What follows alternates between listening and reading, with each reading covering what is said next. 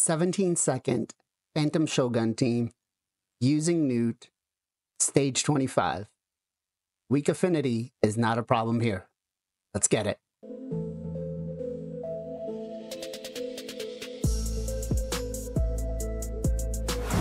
What's going on, guys? Blazing here. Welcome back to the channel, and thanks for joining me on another Raid Shadow Legends video. All right, I got a spicy video today. Actually, more juicy than spicy, but we are on Storm Gaming's account, so shout out to him for letting me do the showcase on here. Now, he's got a 17-second team for Phantom Shogun with a Gnut stage 25 who's weak affinity. And the key to this is Affinity Breaker. What did he just say? I know. Who farms that? Who uses that, right?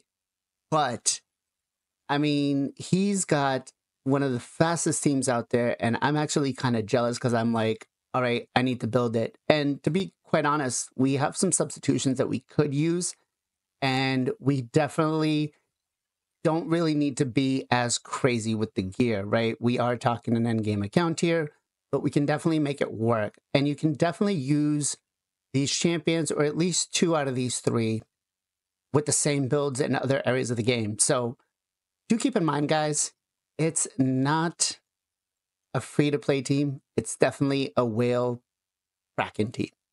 Please, not again. So, but before I get into that, I just want to give a big shout out to Darren, who had his birthday this weekend, right? Happy birthday to you. Happy birthday to you. So make sure in the comments down below, you guys show him some love and tell him happy birthday. I will put the spelling up here so you guys can have the correct spelling, because how it sounds and how I pronounce it probably is different. But that said, let's get into the team. Phantom Shogun, stage 25. We've got Gnut, who is, you don't really need the 6 stars. If you got a 3-star, it should work perfectly fine. If, you know, the cold hearts definitely help. Blessings, the higher, the better, always, right? As for Riho, she's not needed. She does bring the decreased defense in the weekend, but you're going to see that 3%, even if we miss it, is not a big problem.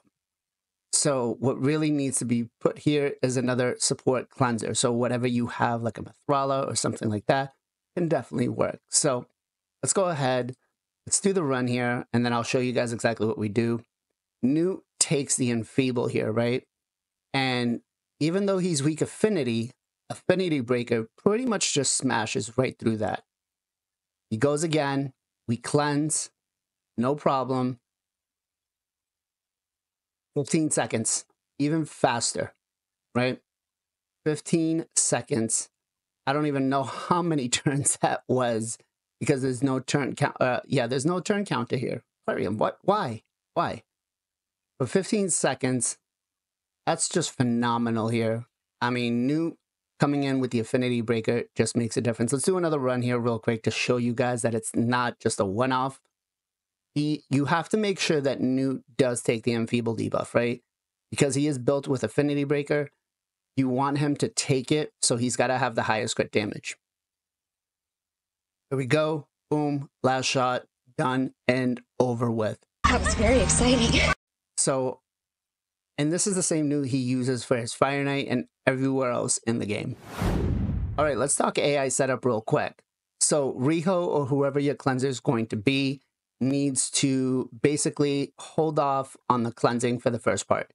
So have them open up with their A1 or their A2, whatever's not the healing and the cleansing needs to be what they're going to prioritize. So for Mithrala, let's say you open up with the A2 or the A1, doesn't really matter.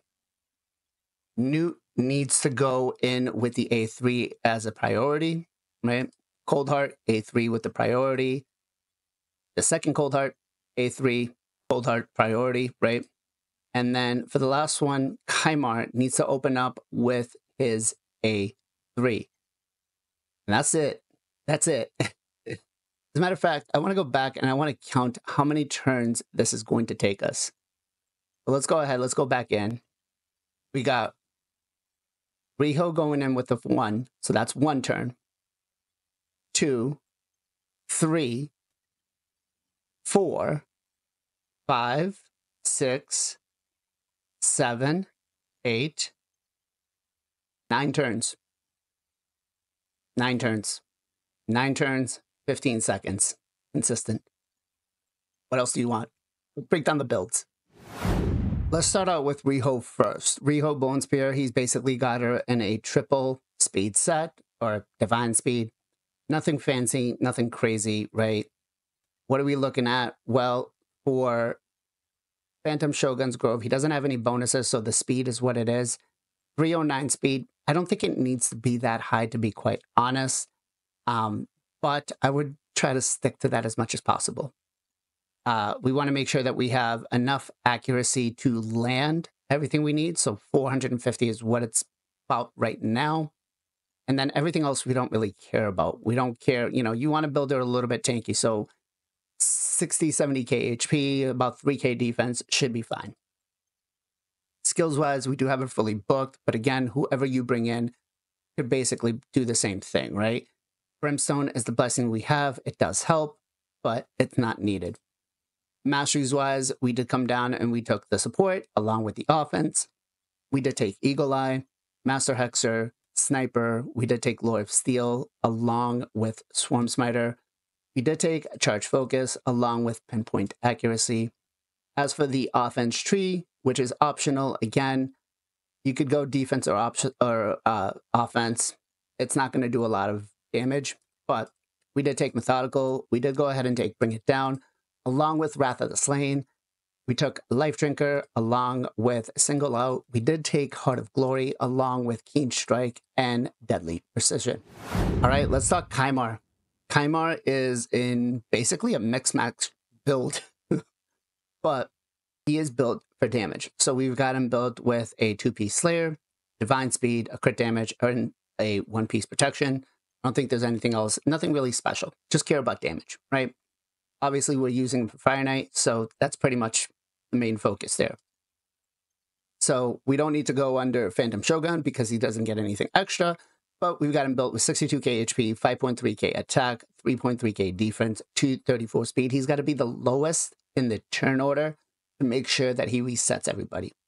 We've got him built with 101 crit rate, 318 crit damage. That's actually kind of high, which is making me think that Gnut is going to be built disgustingly. We don't care about accuracy or resistance. Booking situation, you actually don't need him booked. You're only using the A3 one time. That's it. Soul Reap is what he did take. It does work because of the Fire Knight composition. And then masteries-wise, I mean, really depends up to you what you're looking to do.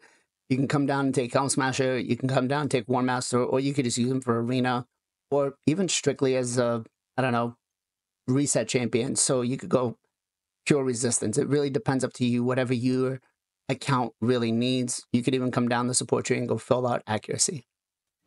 All right, so let's start with Coldheart 1. Coldheart 1 is basically in a double speed and perception set. So nothing too crazy, no savage, no lethal, none of that. We're even using blues. I don't get why that's a problem. Right? Nothing against the blues, guys. Nothing against the blues. Just saying. I'm just picking on Storm, you know.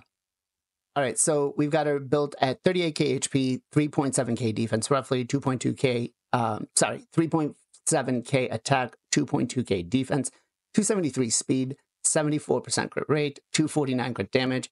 And honestly, we don't care about accuracy or resistance, so why build it? You could put 250 accuracy if you really wanted to, but that's really much about it because you're not going to use her anywhere else that you really need the accuracy. Skills-wise, we do have it fully booked. Hero of Souls is what we did take for the blessing because of not Fire Knight, but of Spider. As for the offense tree, here, you could change it a little bit. If you really want to focus, you can come down and take Flawless Defense. Or you could take Helm Smasher.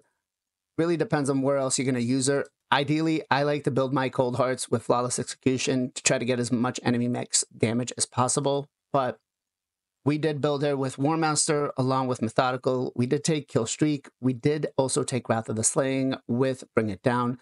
We took Whirlwind of Death along with Ruthless Ambush, Keen Strike, Heart of Glory, and Deadly Precision. As for the support tree, we came down, we took Sniper, we did take Evil Eye, we also took Swarm Smiter along with Charge Focus, and we did take Pinpoint Accuracy. Coldheart number 2, basically same thing, right? We care about one thing, just damage. So we got her in a Perception and a 2-piece protection set, and then everything else is broken. Stats-wise, what are we looking at? We got her built at 44k HP, 3.3k attack, 2.6k defense, 265 speed, 75% crit rate, 272 crit damage, and then we don't care about resistance again. We got 402 accuracy. Good enough. That's all we care about. Let's talk about bookings. We do have it fully booked. This one has Phantom Touch. I'm guessing this was probably used early on for a Stage 10 Fire Knight team since we have the Phantom Touch. It does help. As for the masteries, they're pretty much the same thing as the last one, so I'm not going to go ahead and read them all off again. You're tired of hearing my voice. So now let's talk about the star of the show, which is Gnut. He is an Affinity breaker, no savage, no lethal, with a speed set. No refresh accessories, not needed. We've got him built with 54k HP, 2.5k attack. Again, he's defense based, so we don't care about the attack. Roughly 6.2k defense, 267 speed, 100% crit rate, 324 crit damage, 240 resistance, and 323 accuracy. Enough accuracy to be able to use them in Fire Knight, right? Skills-wise, if you've got a Gnut, guys, you're going to fully book them. Let's be serious here, right? Soul Reap is the blessing that we did take. As for masteries, now, there's a couple of things you could take here. I'm a fan of Giant Slayer, I'm not going to lie, so I'm good with that. Kill Streak, we did take Methodical, we took Bring It Down along with a Cycle of Violence, we did take Life Drinker, we did also take Single Out along with Heart of Glory, Keen Strike, and Deadly Precision. As for the support tree, I'm a little confused of why we went to Lasting Gifts to extend the counter attack, maybe? I don't know. But I probably wouldn't have done that myself. I would have probably came down to Lore of Steel or Cycle of Magic. Either one of these will work fine. And then you can either take Sniper or you could take Master Hexer. I don't know why this one. I'll talk to him. Don't worry. I'll talk to him. So we did take Swarm Smiter along with Charge Focus and Pinpoint Accuracy. So there we have it. 9 turns, 15 seconds, Phantom Shogun, Stage 25. Who would have thought Affinity Breaker was actually something I needed to farm now? Nether Spider, here I come. Guys, if you enjoyed the video, make sure you smash that like button. Make sure that, you click that little notification bell to know when the Knights of Teleria podcast is live. That comes on every Sunday at 2 p.m. EST. We talk about everything Raid Shadow Legends. We have some of your favorite Raid content creators, whether they're streamers, YouTubers, whatever it is, big or small, they're all coming on. Show just keeps getting better and better because of you guys. As always, guys, much love, much appreciation. Be safe, be well, be good to each other, and I'll catch you guys next time.